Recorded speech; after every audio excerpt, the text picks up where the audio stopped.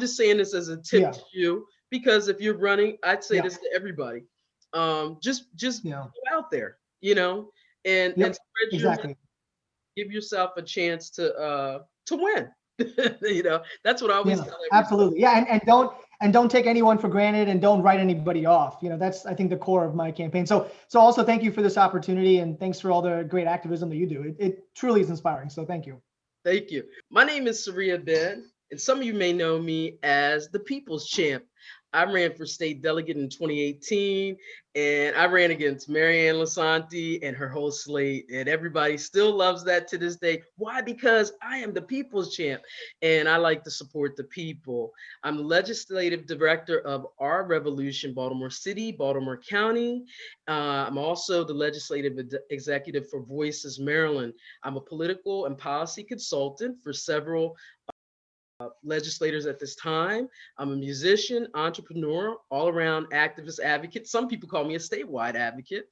And I am the host of Beats in Politics podcast. Thank you for supporting our Beats in Politics special edition Women's Interview History Month. Edition number 10. We're going to have a great time. And I'm going to tell you something. I am so excited. And I don't care what you guys say. If you're not excited, I am excited. And you better be as excited as I am, boys and girls, because we have the great Ashwani K. Jain on today. And so I'm going to give you a little bit of his bio, but he's going to do most of the talking because you didn't come to see me. You came to see him. And so we're going to talk a little bit about him and his background. And he has an awesome background. First thing, he was a former Obama official. And I know you guys are going to say, oh my God, not another Obama official. But wait a sec, he is 31. That is way more amazing. You got to understand. He worked at the White House in the Department of Health and Human Services. He was the director of outreach for the Obama's Cancer Moonshot, which was headed by then Vice President Joe Biden, who is now the what? President of the United States of America.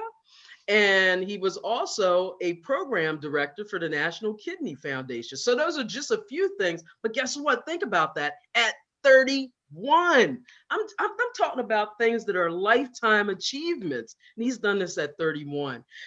He also ran for at-large seat for Montgomery County. And what you guys have to understand, Montgomery County is a big county in Maryland. He was one of 33 Democrats. He came in a strong field with about 20,000 votes. I think it was 19,367, if you want to be exact.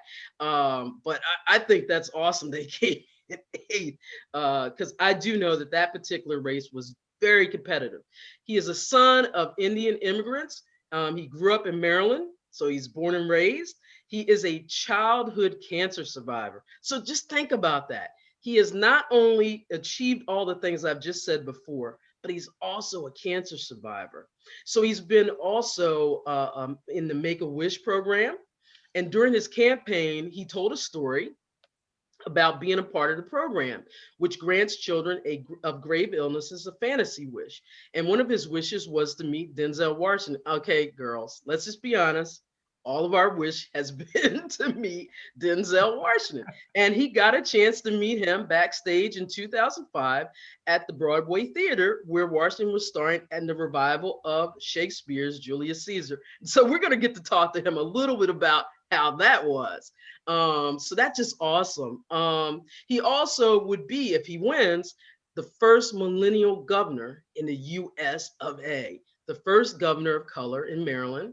Now, he would not be the first from the Obama administration to run because in 2018, Krish ran as well as Alec Ross. And I'll be honest with you, Krish, she was really, she came on strong near the end of that primary. She really, really put the pedal to the metal. She was really a good candidate. And I suspect that Ashwani is going to be a pretty good candidate himself.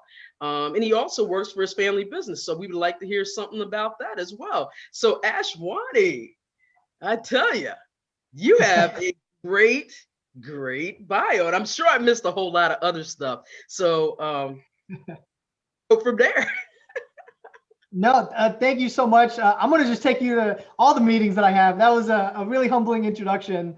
But no, I appreciate the opportunity to be here. Thank you for the work you do. I've been very fortunate and blessed to have a lot of great experiences, some of my choosing, some not of my choosing, in a short amount of time. But I think, as it relates to this governor's race, what I always tell people is I think a successful governor is one who not only understands how the systems of power work, which obviously my professional experiences have proven that, but more importantly, understand the real impact of policies and the real day-to-day lives of Marylanders across the state. And so I've been fortunate to be put in positions in my personal life where I can understand what people are going through. And I think through that, be able to make better policy and enforce better policies, and also make a state government that's more inclusive and accountable. Awesome, awesome. So I'm just going to come out with the biggest question ever, even though you just kind of sort of answered. Why are you running, Ashwani Jain? Why? What is the most important reason why you're running? Absolutely. And so starting off, I understand that some are going to say this overly ambitious, eager millennial with a baby face should wait my turn in line. I lost the first time I ran. Why am I making this jump? But what I tell folks is a couple things. While a voice like mine has never been in our governor's office before, our state is younger and more diverse than it's ever been. And so voices like mine are growing and need to be represented. And with a completely vacant governor seat, two specific reasons I'm running is number one, to change the narrative of who deserves a seat at the table. And, like I said, make our state government more inclusive and accountable, because I think decisions about us should not be made without us. And to accomplish that, I'm focusing on a lot of structural reforms that get money out of politics. And then the second really specific reason is I want to stop having the same debates over the same issues with little progress. And to accomplish that, I'm taking a comprehensive approach to solving a lot of the issues we're facing by focusing on what I'm calling a relief, recovery, reform agenda. And that agenda not only addresses how every issue we talk about are interconnected, but also specifies what we can do in the short term and long term, including ways to pay for my ideas. And I think once you have leaders at all levels that understand the structural reforms that are needed, the representation that is needed, as well as looking at issues in a comprehensive way, I think that's when people can be proud to stop having the same debates in every election cycle. Got you, got you. So you're looking to be more inclusive in interworking with the Maryland General Assembly, but also get out of those normal what do you call age-old debates, and make it right. I mean, and I think, yeah. I mean, I think, when we typically hear elected officials or politicians or even leaders, when they talk about climate change or criminal justice reform, affordable housing, equitable education, healthcare, even COVID relief, they tend to put these issues in silos, in buckets. And the reality is, as you know very well, there's a lot of overlap and there's a lot of connections that need to be made. And so what I've addressed on my website, jainforgovernor.com, are specific issues related to each of these things I just mentioned, but also understanding that there's a lot of overlap. And here is my specific plan and ways to address those overlaps, including ways to not only look at the short term and long term, but like I said, from day one of my campaign, launching how am I going to pay for a lot of these proposals as well, beyond just increasing taxes, right? But actually making more sustainable recovery, which I think people appreciate and we really need right now more than ever. And that's an interesting point that you stated right there, how you're going to pay for them, because that always tends to be something that becomes a part of the conversation, Ashwani. Usually when there are proposals, and that's something that's always a criticism when it comes to Democrats, that we're very good at proposals, but not very good at paying for the proposals. Or they always say that we're tax and spend, tax and spend, tax and spend. We're always accused of it. And I'm not sure that we're always good at messaging about how we pay for it. A lot of times we do pay for it, I think, but I think we're not as good at messaging about that. And so how do you think, are you going to, what's the best way? I'm going to say it this way. I think President Obama was a very great president, but I think he was almost too humble and was a lot of times very fearful of sometimes getting out in front You know what I mean? And messaging, because he didn't want to sometimes walk with some people's toes. So he was very humble.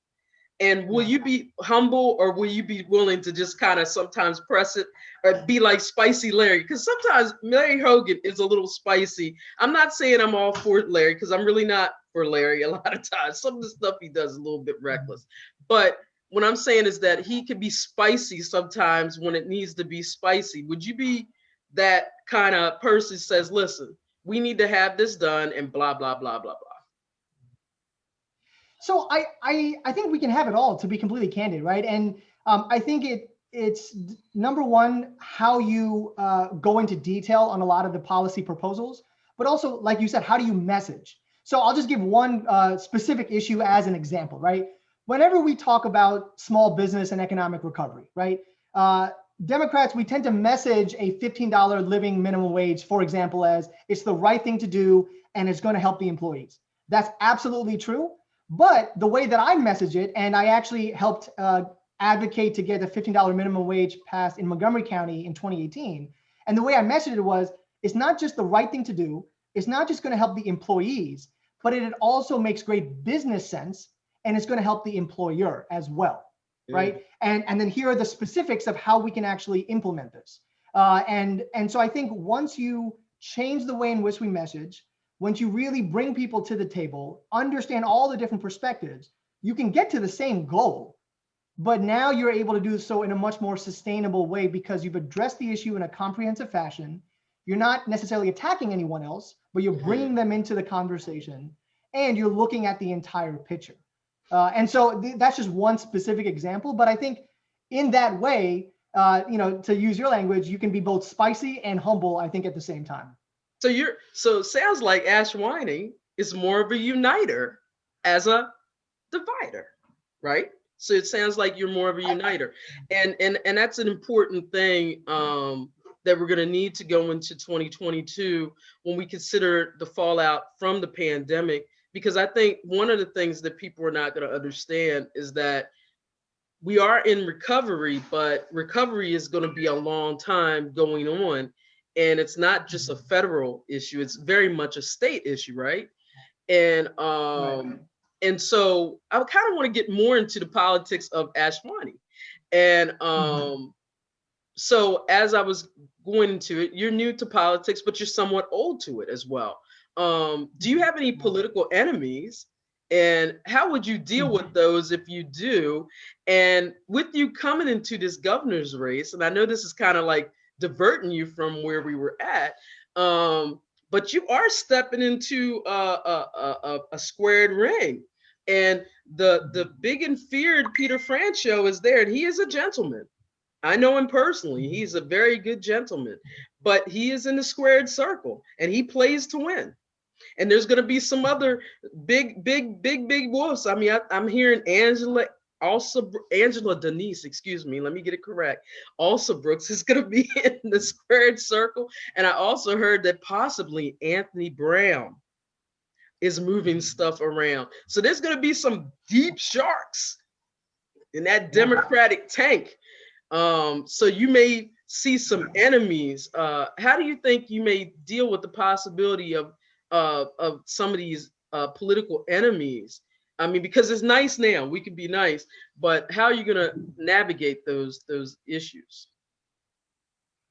So I would answer that in a couple of ways. One, and I don't want to sound, I don't want to give the political answer or make it sound washy-goosey, but generally speaking, I don't view anyone as an enemy. Right? You mentioned that I ran for the first time in 2018 with 32 other candidates in a local race. And I didn't view any of them as enemies. And I don't believe anyone else viewed me as an enemy. And I think it's, again, because how I'm approaching the conversation and how I'm running a campaign. And I think voters appreciate candidates as well as elected officials who, again, don't try to tear us apart and say, just because you are technically my opposition, that I have to be a foe. What I do instead from a practical matter is just run my own race, just focus on what I have to do. Do not speak ill of any other candidate. And I'm serious about that. And you can look at my last campaign as proof, but just focus on what I need to do, reach out to different voters, expand the base, and focus on issues and what I can add to the conversation. So that's the first way I'll answer that. Second way I'll answer that is it's a completely vacant governor seat. So no matter who else is running, no one is an incumbent. No one has had this specific job before. And so at some degree, we're all kind of starting at the same playing field. And then the last way I'll answer that is, yes, there's going to be a lot of great qualified Democrats that decide to get in this primary. And a lot of them, actually all of them, will be significantly older and have years of elected experience. But what I lack in those specific areas, I make up for in my ability to do three things. And I think this is what's going to win this election for my campaign. Number one, I can speak to this particular moment in time that we are in, right? Almost 50% of our residents in the state are diverse. The median age of our state now is 38, which is the youngest it's ever been. We've had at least 500,000 newly registered voters just since 2018. And that's the entire number of people that voted in the 2018 primary. There's a desire for new leadership. In the state Senate, we have the youngest state Senate president in our history. One of our biggest cities, Baltimore, just elected their youngest mayor. We have different red counties that are now turning blue. So I can speak to this specific moment in time. Number two, I feel I can really expand the electorate and excite the base, right? And I not only understand how the systems of power work, like I mentioned, I can relate to the day-to-day lives of Marylanders. And so with that, people will understand that, hey, I'm really running an inclusive campaign, an accessible campaign. They can relate to me. I'm also focused on getting money out of politics. Every event that I host is going to be free and open to the press, because I don't think people should be charged to hear from their elected officials or candidates. I'm also reaching out to every voter, right? Not just the voters in the super high voting areas, but already building a campaign where I have volunteers in almost all counties across the state, reaching out to rural communities, communities of color, high school students, college students, nonprofits, religious institutions. And again, making sure that I'm running a campaign truly for Marylanders. And then the final piece of how I think I'm going to win is going back to this idea of leading on the issues. From day one of my campaign, a month and a half ago when I launched, and I don't think a lot of other campaigns generally do this, I've already detailed specific policies and ways I'm going to pay for them. And these policies, if you go to my website, it's anywhere from 4 to 15 pages of in-depth analysis. And these are issues that I've heard from Marylanders, just being a resident and an organizer my entire life, and also what I'm hearing throughout this campaign so far. And so I think for all of those reasons, it's a different time, it's a different electorate, and I feel I'm a candidate that can really understand and relate to a lot of folks in a way that maybe the other candidates won't be able to. Good answer. Good answer. Definitely. Good answer. I thought was also interesting when I was looking at your website, you had this promo with your deck of cards. And I was wondering where the concept of that ad came from. And then I was also wondering why you never gave us the payoff. You know, I'm an image person because I'm in the music industry, and even though everybody sees me in politics and most people just know me in politics, for many years I was in the music industry and I toured and whatever have you. So I'm all about understanding that whole marketing thing. And so I always wanted the payoff to see your face. Why did you not give us the payoff? Were you trying to be coy? So that is probably just an oversight on my part, and I definitely am going to redo it so you can see my face. There's no reason for it, but the idea definitely came from me. Magic is something that card magic specifically has been something I've been doing for about 18 years, and I just wanted, again, to cut through the noise, share a little bit about myself in a creative way, especially utilizing the digital space. And kind of taking a step back, the reason why magic, and you understand this with music, right? Art in general, it's a way to express yourself, connect with other people, and make meaning of your life sometimes. And so for me, I started performing magic shows for different nonprofits and learning magic when I was actually a cancer patient. So when I was 13 years old, 18 years ago, I was sitting in the hospital room, and I remember, feeling really scared, really depressed. I was getting treated alongside a lot of other kids who had harsher conditions than I did and were younger than I was. And one day, a doctor took time out of his lunch break to go to our beds and perform some small magic tricks. And for those few minutes, we all just kind of forgot about our illnesses. Sure. And I was feeling a lot of joy. I saw these kids feeling a lot of joy, but then the doctors left. And so I realized in that moment that I'm very blessed. I'm still very fortunate that they caught my tumor at an early stage. And so I said, okay, how can I help these other kids that are alongside me while the doctor is actually going away doing his actual job? So I started learning some small magic tricks and performing them while I was getting my own chemo, performing it for the other kids who were getting chemo. And it gave me a lot of joy. It gave them a lot of joy. And when I left the hospital, I said, okay, I'm going to keep this going. And so I still perform a lot of card magic for different nonprofits to raise awareness and, again, bring joy in people's lives and just have fun. That's awesome. I like it because I really like the promo, but I'm going to tell you, the only thing for me was like, I want to know who you are. And even if I don't know, and even if I don't know immediately, I need to know it like at a reveal time. Like, for instance, and I know I'm like giving you all like this marketing advice right now in real time. No, I love it. But I want to know like you could say March 31st, meet Jain or something like that, but I want to know at some point who you are so it can give me some hype, because I was like, well, wait a sec, I didn't see the name. Now I want to know who you are. You know what I'm saying? And Absolutely. that was the only thing. That was it. Past that, I love the promo, just by the way. Okay. I just want to do like a little one word answer type of thing, like just to be like whatever comes to mind. So I'm going to say a word. Okay. I'm going to say a couple words maybe, and just like whatever comes to mind. It's just fun to kind of like tease your brain. Leader. Yeah. Eater? Leader, like leader. Oh, empathy. Huh? Say it empathy. Again. Empathy. Political powerhouse. Young people. Stat quo.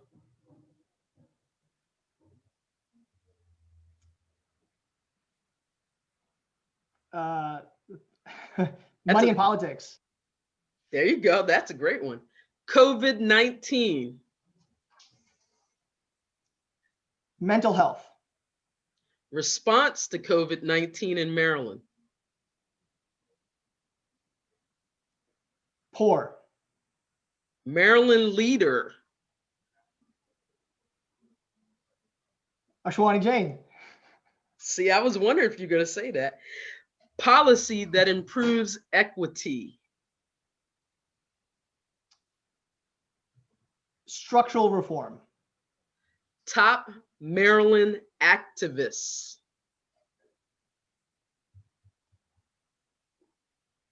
And if you don't know, it's okay. You can say. I mean, the answer that I'm coming up with is everyone who's a part of a group right now. That's fine. You can say there's a bunch of activist community. Maryland podcast. You better get this right. Bees in politics. There you go. Get it right. Get it right. Gotta have fun with that one.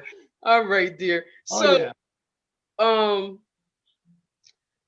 let's say what Ashwani Jain's platform is in. Can you do it in less than a minute? And not because you have to do it in less than a minute, but if you were trying to pitch somebody, and if somebody said to you, I don't want to hear this whole long speech. I want you to tell me in 1 minute what you're about. Do you think you can do it? Yeah, let's try it out. So I'm running to make structural changes that get money out of politics and make our state government more representative and inclusive. And I'm running a relief, recovery, reform agenda that addresses every issue we're facing in the state, looking at what we can do immediately, how we can provide long-term solutions, and how do we make sure we don't have the same problems over and over again. Lord, that was less than 40 seconds. You did it. You did the darn thing. I barely got my clock on before I was like, listen, wait a second. I was like trying to still get it going. I was like, geez.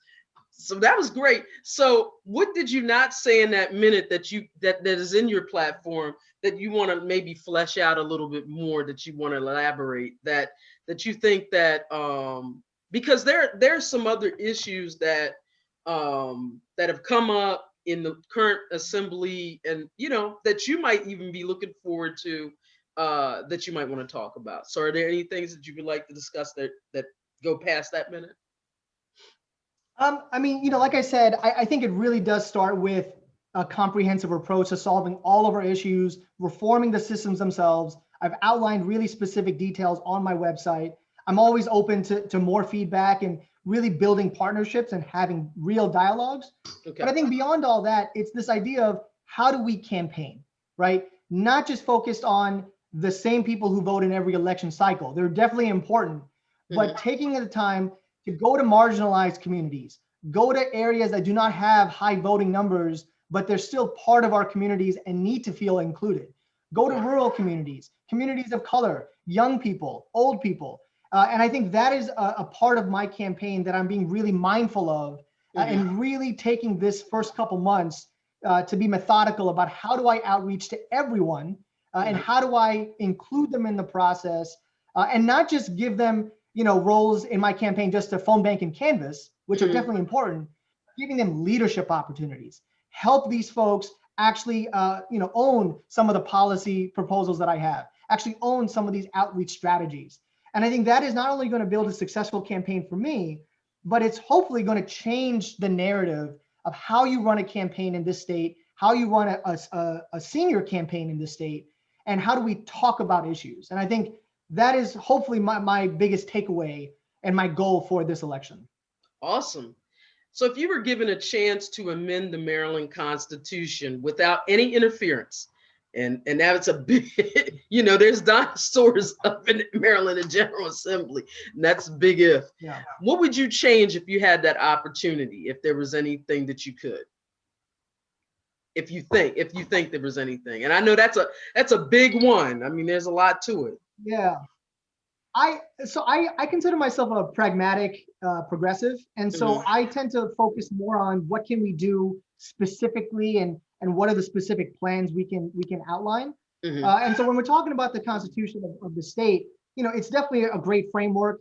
Yes, we can improve some of the languages so that it is more racially sensitive, for example, when we're looking even at like our state song, for example. But I think what I would look at more so is how do we and who do we elect in all these positions, and how are they creating policy? How are they looking at the budget? And how are they enforcing policies? I think that is probably what I would change the most. Got you. So, do you have any specific other I noticed that Speaker Jones, she talked about this year about having a Black agenda. And some people feel, and again, I like Speaker Jones personally. I mean, I've talked to her on a personal level before she became Speaker Jones, and I told her personally how that I admired her because, when a person goes to be the first of something, you rarely ever get a chance to see that history. I'm going to be honest with you. And some things she's done, I wish she hadn't. You know what I'm saying? Nobody's perfect, right? But I still admire her because the thing about it, she is a first, and seeing that history was a great thing. But some people have accused her, and I'm being honest with you, of doing some performative politics. And so the word Black agenda has got, relative terms, and poverty agendas and whatever would have you. Do you feel like that's just a word or a state, or is it a real thing? Do you think it is a real thing? And because I think that was something that was highly accused of Obama as well. And I think as a first millennial, it may be something that you would be pigeonholed and kind of, kind of boxed in as well. What do you think about that, Ashwani? Yeah, I mean, I think whenever we talk about the Black agenda, the Asian agenda, the Latino agenda, the women agenda, the immigrant agenda, again, right, it's this idea of we're putting these people in silos, in buckets. And we talk about these people as if they're just all one person. The Black agenda is just one Black person. The Asian agenda is just one Asian person. And the reality is they're not siloed, right? Women's issues, LGBTQ rights issues, disability issues, Native issues, African-American issues, Indian issues, they are all they should be part of every conversation we have, whether we're talking about COVID relief, whether we're talking about affordable housing, affordable education, if we're talking about criminal justice reform, climate change, transportation infrastructure. All these issues all have a racial component to it. Gotcha. and also a racial equity component to it, right? Right. And we as people of color are not just, again, these people in a box, but we are a part of every fabric of our society and our community and our economic recovery. And we need to be talked about in that way as well, right? Right. This month is Women's History Month. And the Yes. one thing that people usually do is they just talk about women just this month. And here's Right. specifically the only things I'm going to do for women, and that's it. Right. Now, yes, for example, on my website, I have some specific policies that relate to women, making sure they have more reproductive access, they're not being discriminated against for abortion care or hormone replacement therapy. There's free menstrual products for young girls in public school restrooms, as Mhm. opposed to just at the nurse's office, as an example. But I also tie it into women's rights are human rights, Sure. and they're part of our economy, they're part of our community. And so again, this idea of not boxing people in and not looking at other issues like the poverty agenda as just poverty. It is Right. addressed in every other issue that we talk about. And again, that is a narrative that I'm hoping to change. Mhm. And if you look at how I'm speaking about issues, how I'm writing about the issues, I feel like I'm trying to do that, and I hope it's effective. Okay, that's a great answer. In recent days, there's been quite a bit of coverage of violence against Asian Americans. Do you feel like this is something new, or is this something just more recently reported? Because personally, I can just tell you, I grew up part of my life in New York, and a good majority of my life in Maryland. Um, I don't really believe it's anything new, but I believe that the narrative is that it's new. And so, what do you think? Yeah. As a starting point, it's definitely not new, and it's very similar to when all of a sudden people think that, abuse by law enforcement officers just started a year ago, right? No, the reality is these issues have been there forever, but it's being highlighted now and showcased more, Right. and more people outside of our communities are understanding it and getting behind it. So, Correct. in one aspect, it's good that there's now this revival, so to speak, and more acceptance and understanding that we need to change these systems. But no, racism has always existed. Hate crimes have always existed, unfortunately. In my specific case, as an Asian American, as a brown person, it goes back to my family history. My grandfather immigrated to this country from India with limited resources. Uh, My mother went what part of to community What college part of here. My India? dad, What part of India? northern India. So my family is both from the north. My dad's from a state called Punjab, and my Punjab. mom's from a state called UP.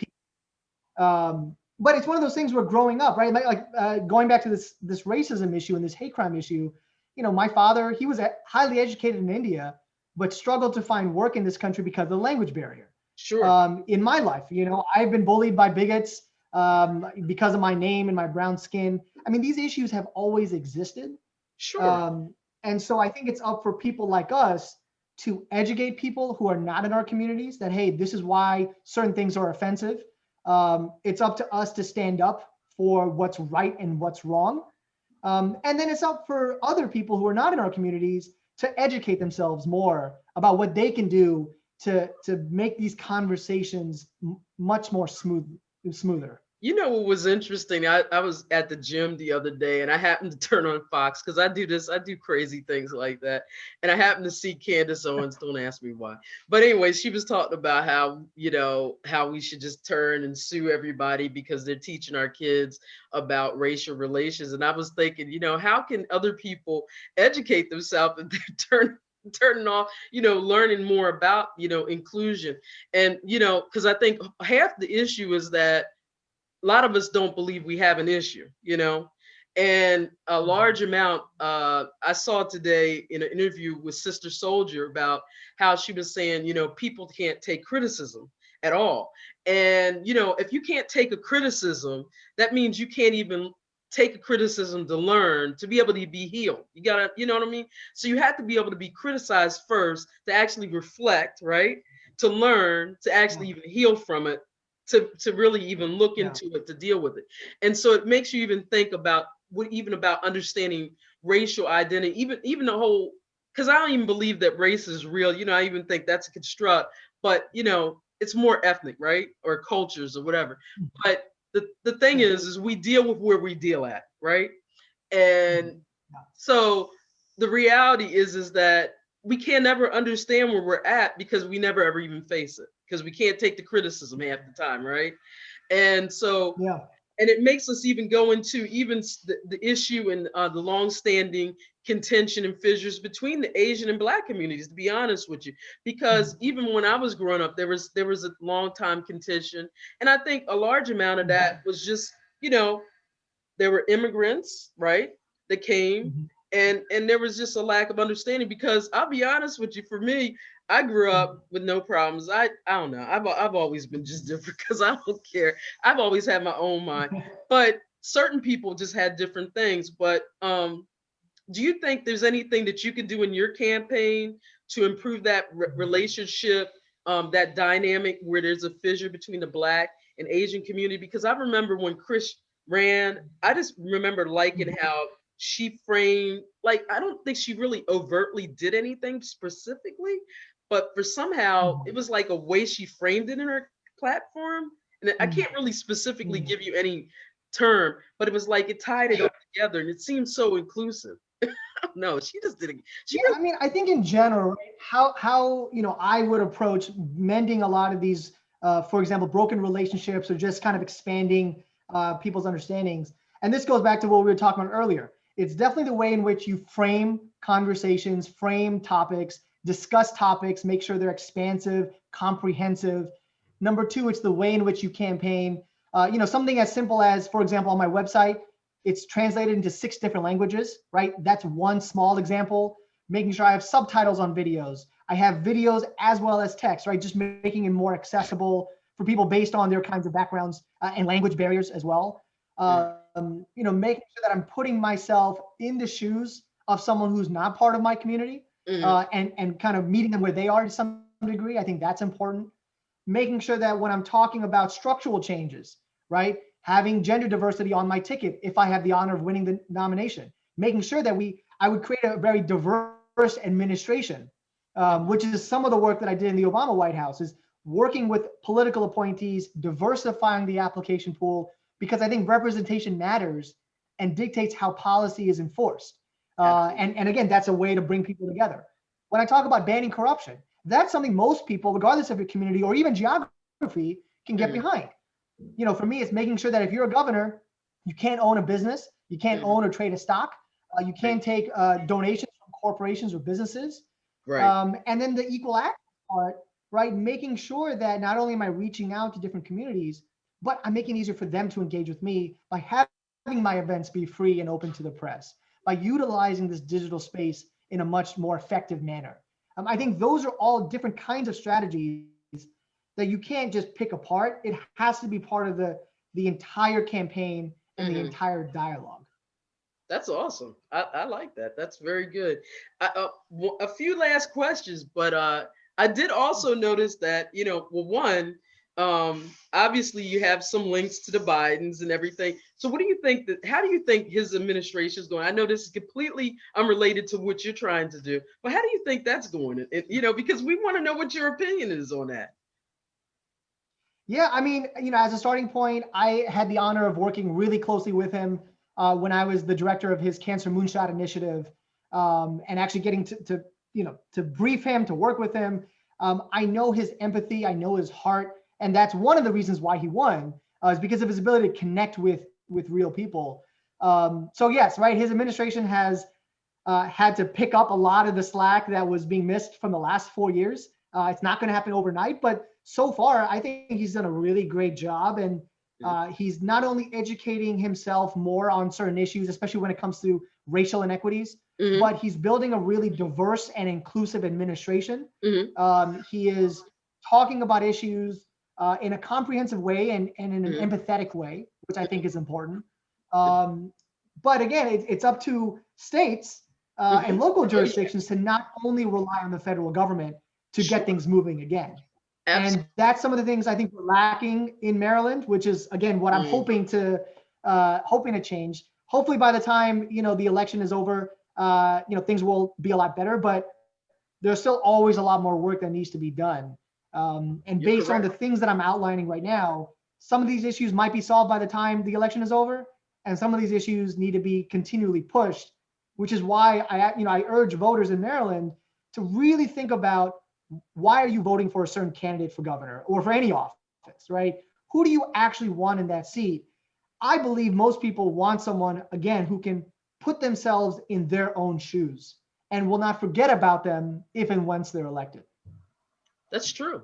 That's definitely true, because I think people are not thinking about, I think a lot of times when people vote, they're thinking about that federal seat solving everything, but they're not realizing that it doesn't solve everything. Those state seats are so important, and how they mismanage sometimes what those federal funds do, and how those local seats mismanage all of what those state seats don't do. You know what I mean? And so on and so forth. So you're so correct. I also want to ask you about two more things as far as Julian Castro. Now, you know, I got a thing for him. I heard he did some fundraising for you. Now, don't tell me you know some Julian Castro. Okay, wait a second. Yeah, when this now, you know, I got my shot. Now I gotta go meet Julian Castro. You gotta meet me. Okay, Ashwani, we're gonna have to talk offline, me and Mr. Julian Castro. Because I'm serious. I was a big fan of Mr. Julian Castro when he ran, seriously. So how did you get him to how did you get him to campaign for you? To see, now I'm all a big fan. Now I'm not even a host anymore. Yeah, so as a starting point, one of the jobs I had in the Obama administration was Deputy White House Liaison to the Housing and Urban Development Agency. Okay. And so I actually got to work one-on-one with Secretary Castro to figure out how can we preserve affordable housing all over the country. And then I got to travel around the country with him as well. He became my mentor. And then when I decided to run for the first time in 2018, I was really honored that he hosted 2 events for me. He endorsed my campaign. I also got the endorsement of Biden at that time. And I think what that showed voters is I got endorsed in a local race from not only 2 future presidential candidates, but people who were my bosses. And I think that spoke to the fact that not only did I do a good job, but I can really build teams or organize people in an effective way. And again, do so in not only an inspiring and hopeful manner, but also one that's focused on specific issues. So it was definitely an honor to be endorsed by anybody. But Secretary Castro and now President Biden, they are people who I admire, I look up to, and also because they have people around them that are in it for the right reasons. Yeah. Right. And they're looking at issues from the eyes of a constituent, not necessarily the eyes of a typical politician. And those are the kinds of leaders that I relate to, and the kind of leader that I'm hoping to be. And that's unusual for someone your age, to be honest with you, because, not to be mean, but he is, he's 80, he's like a grandpapa, and, for you to be in that respectful level. So that's kind of cool. One other thing about like your family's business. So you said you work for your family's business. Could you tell us a little bit about that? With that, you don't have to get too specific, but I was just interested in that you said you work for your family's business. Yeah, absolutely. I mean, I come from a minority-owned small business family. My parents have their own business. And so me and my sister, we've kind of grown up, being a part of the business. I got to see how hard my parents worked, especially growing up to, pay the bills for our 2-bedroom apartment. I got to understand the struggles that a lot of minority-owned small businesses, even across the state, are going through. How do you keep your business afloat? How do you take care of your employees and your customers? And how corporate social responsibility is not a luxury, but it's actually a necessity for every business. And with the majority of our businesses in the state being small business owners, really being able to put myself in their shoes is my biggest takeaway from the business. But it was a lot of work, but I think it taught me a lot of great work ethic that I've then applied into, the nonprofit work I do, or even the political work that I've done. Awesome. So are there any General Assembly bills in 2021 that you found that found any of your interests in this current session? Yeah, so I mean, I'll mention a couple of them. For one, I've advocated to pass the Curran Commission for a couple of years. I was happy to see that get passed, or at least overturned. I've advocated, especially recently, for undocumented immigrants to be included in the Senate relief bill. And so I'm happy that the Senate decided to include them afterwards. On my platform since January, when I announced, I talk a lot about increasing access and affordability of housing. And so one of the current bills is the Tenant Right to Counsel by Delegate Wilkins and I think a few others. That's establishes that, yeah, right. And so it's making sure that individuals have the right to legal representation in eviction proceedings. Again, taking care of residents who are really facing choices that a lot of us hopefully will never have to. I also talk for the last couple of months about legalizing and taxing marijuana, not only from a criminal justice standpoint, but a racial equity standpoint and a way to increase revenues. Absolutely. And so I was proud to see that Delegate Lewis has a bill right now to legalize cannabis and tax it as well. So those are some of the bills that tie in to a lot of the proposals I've already outlined since January. But again, we have a lot more work that needs to be done, and we cannot water down bills.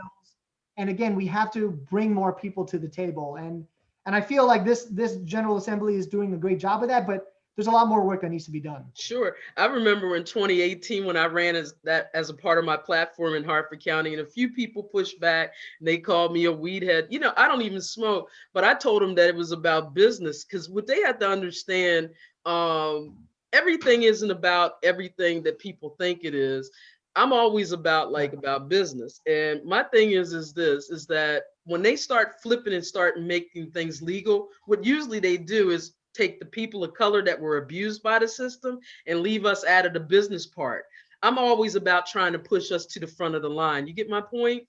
And so when they started making legalized medical marijuana, what did they do with us? They pushed us to the back of the line, right? And so what I was saying, I know they're going to legalize recreational at some point. So I was always trying to push us to the front. And so definitely I'm one of the supporters of Delegate Lewis's bill. Even Senator Feldman's, if his goes through, whoever's, I'm down with either one. I don't believe that either one are perfect. We could always do things to make it better, but guess what? It's a start, right?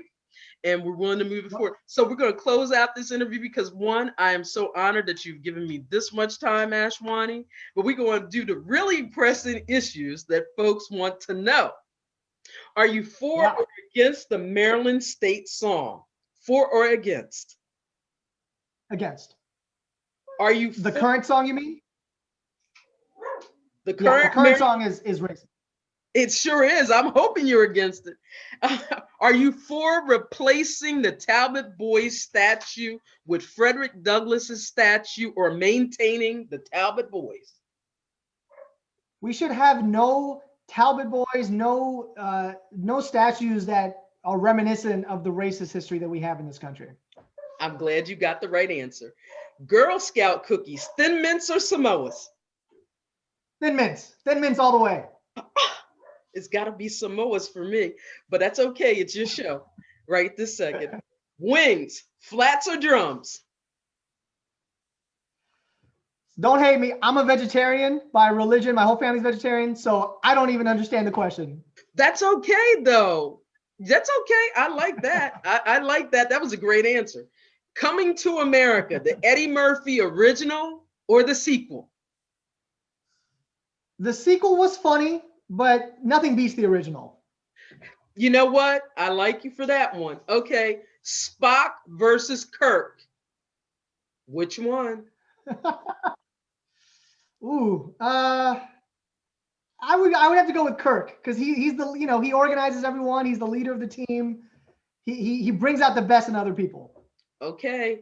This is the really pressing one. Star Wars or Star Trek? Star Wars. You actually took the chance. Woo! I would have just left that one alone. Okay. Baltimore club house music or DC go-go? Ooh, I would say Baltimore Clubhouse. Yeah, you better pick that one. Okay. Jay or Tony Braxton? What was the first one you said? Shazay, he's from NSYNC. You probably don't remember him. Oh, but he.